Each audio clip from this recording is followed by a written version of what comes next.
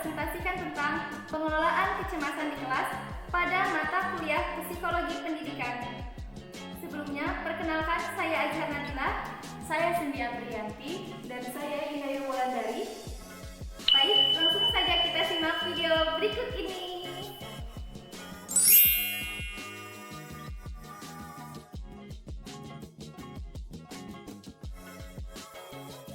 Pertama, pengertian kecemasan.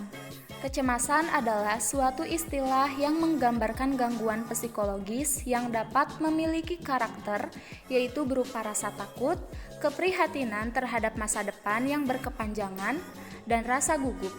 Rasa cemas memang biasanya di semua orang. Namun, rasa cemas disebut gangguan psikologis ketika rasa cemas yang menghalangi seseorang untuk menjalani kehidupan sehari-hari dan menjalani kegiatan produktif. Terdapat gejala-gejala kecemasan. Yang pertama, gangguan kecemasan umum atau Generalized Anxiety Disorder, yaitu ditandai dengan perasaan cemas, khawatir, atau takut yang berlebihan yang berlangsung setidaknya selama 6 bulan. Orang yang mengalami gangguan kecemasan umum dapat merasa cemas kapan saja, bahkan tanpa faktor pemicu yang jelas. Selain rasa cemas berlebihan, orang yang menderita gangguan kecemasan umum dapat merasa gejala lain seperti susah tidur, sulit berkonsentrasi, khawatir berlebihan terhadap hal-hal kecil, dada berdebar-debar, keringat dingin, mudah lelah, dan otot terasa kaku dan tegang. Yang kedua, gangguan panik. Gangguan panik atau serangan panik adalah gangguan cemas yang ditandai dengan munculnya kecemasan berlebihan atau rasa takut yang sangat intens secara tiba-tiba.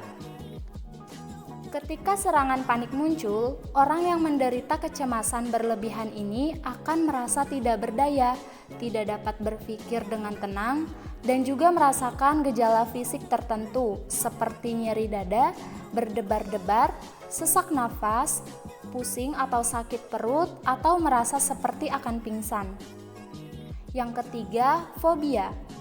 Fobia merupakan ketakutan berlebihan terhadap objek atau situasi tertentu, misalnya darah, laba-laba, ketinggian, atau ruang sempit.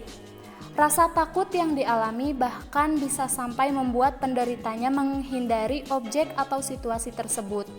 Orang yang menderita fobia akan merasa sangat ketakutan atau panik ketika berhadapan dengan hal yang menyebabkan fobianya atau bahkan sekedar memikirkan tentang hal tersebut. Yang keempat, gangguan kecemasan sosial. Gangguan yang sering juga disebut sebagai fobia sosial ini ditandai oleh rasa cemas yang berlebihan terhadap kondisi sosial sehari-hari, seperti berbicara di depan orang banyak atau menyapa orang lain.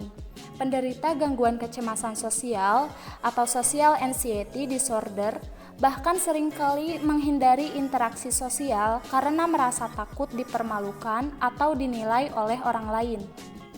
Yang kelima, gangguan stres pasca trauma atau post-traumatic stress disorder. Dapat terjadi ketika seseorang mengalami peristiwa atau kejadian yang menyebabkan trauma psikologis berat, seperti kecelakaan, kekerasan seksual, atau bencana alam. Penderita PTSD biasanya akan mengalami kecemasan berlebihan dan sering mengingat peristiwa yang dialami, mimpi buruk, serta rasa takut yang muncul terus-menerus. Yang keenam, ada gangguan obsesif kompulsif. Gangguan kecemasan yang juga disebut obsesif kompulsif disorder membuat penderitanya harus melakukan suatu tindakan secara berulang-ulang. Misalnya, penderita OCD harus mencuci tangan sebanyak 3 kali karena bila tidak ia akan merasa bahwa tangannya tetap kotor dan dapat membahayakannya. Lalu, ada faktor penyebab kecemasan. Kecemasan seringkali berkembang selama jangka waktu dan sebagian besar tergantung pada seluruh pengalaman hidup seseorang. Peristiwa-peristiwa atau situasi khusus dapat mempercepat munculnya serangan kecemasan. Menurut Sepitri Ramayah tahun 2003, ada beberapa faktor yang menunjukkan reaksi kecemasan, yaitu yang pertama ada lingkungan. Lingkungan atau sekitar tempat tinggal mempengaruhi cara berpikir individu tentang diri sendiri maupun orang lain. Hal ini disebabkan karena adanya pengalaman yang tidak menyenangkan pada individu dengan keluarga, sahabat, ataupun dengan rekan kerja, sehingga individu tersebut merasa tidak aman terhadap lingkungannya. Yang kedua, emosi dan tekanan.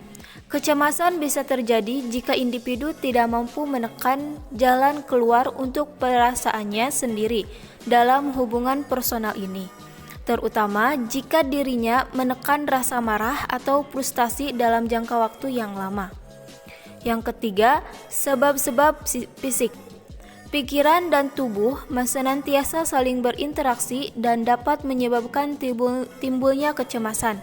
Hal ini terlihat dalam kondisi seperti misalnya kehamilan, semasa remaja, dan sewaktu pulih dari suatu penyakit. Selama ditimpa kondisi-kondisi ini, perubahan-perubahan perasaan lazim muncul, dan ini dapat menyebabkan timbulnya kecemasan. Kemudian, ada cara mengelola kecemasan di kelas. Yang pertama, menciptakan suasana pembelajaran yang menyenangkan. Pembelajaran dapat menyenangkan apabila bertolak dari potensi, minat, dan kebutuhan siswa. Oleh karena itu, strategi pembelajaran yang digunakan hendaknya bertolak pada siswa, yang memungkinkan siswa untuk dapat mengekspresikan diri dan dapat mengambil peran aktif dalam proses pembelajaran. Yang kedua, mengembangkan sense of humor. Selama kegiatan pembelajaran berlangsung, guru seyogianya dapat mengembangkan sense of humor dirinya maupun para siswanya. Kendati demikian, lelucon atau joke yang dilontarkan tetap harus berstandar pada etika dan tidak memojokkan siswa. Yang ketiga, melakukan kegiatan selingan. Kegiatan selingan melalui berbagai atraksi, game, atau ice break tertentu, terutama dilakukan pada saat suasana kelas sedang tidak kondusif. Keterampilan guru dalam mengembangkan dinamika kelompok sangat diperlukan. 4. Pembelajaran di luar kelas. Sewaktu-waktu ajaklah siswa untuk melakukan kegiatan pembelajaran di luar kelas, sehingga dalam proses pembelajaran tidak selamanya siswa harus terkurung di dalam kelas. 5. Memberikan tugas akademik dengan tingkat kesulitan yang moderat. Memberikan materi dan tugas-tugas akademik yang tingkat kesulitannya moderat dalam arti tidak terlalu mudah karena akan menyebabkan siswa menjadi cepat bosan dan kurang tertantang, tetapi tidak juga terlalu sulit yang dapat membuat siswa frustasi. 6. Melakukan pendekatan humanistik. Menggunakan pendekatan humanistik dalam pengelolaan kelas, siswa dapat mengembangkan pola hubungan yang akrab, ramah, toleran, penuh kecintaan dan penghargaan baik dengan guru ataupun sesama teman. Sedapat mungkin, guru menghindari penggunaan reinforcement negatif atau hukuman jika terjadi tindakan indisipliner pada siswanya. 7. Mengembangkan sistem pengembangan yang menyenangkan. Dengan memberikan kesempatan pada siswa untuk melakukan penilaian diri atau self-assessment atas tugas dan pekerjaan yang telah dilakukannya. Pada saat berlangsungnya pengujian, ciptakan situasi yang tidak mencekam, namun tetap menjaga ketertiban dan objektivitas. Berikanlah umpan balik yang positif selama dan sesudah melaksanakan suatu asesmen atau pengujian. 8. Menanamkan kesan positif dalam diri siswa. Guru seyogianya berupaya untuk menanamkan pesan positif dalam diri siswa dengan hadir sebagai sosok yang menyenangkan, ramah, cerdas, penuh empati, dan dapat diteladani, bukan menjadi sumber ketakutan. 9. Pengembangan manajemen sekolah.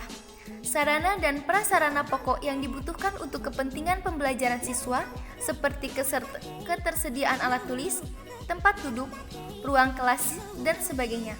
Di samping itu, ciptakanlah sekolah sebagai lingkungan yang nyaman dan terbebas dari berbagai gangguan. Terapkan kedisiplinan sekolah yang manusiawi serta hindari bentuk tindakan kekerasan fisik maupun psikis di sekolah, baik oleh guru, teman, maupun orang-orang yang berada di luar sekolah. 10. Mengoptimalkan pelayanan bimbingan dan konseling di sekolah. Pelayanan tersebut dapat dijadikan sebagai kekuatan inti di sekolah guna mencegah dan mengatasi kecemasan siswa.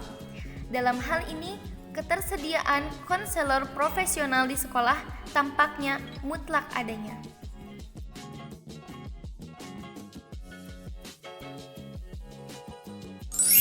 Baiklah, sekian pemaparan dari kelompok 3. Kurang lebihnya mohon maaf. Wassalamualaikum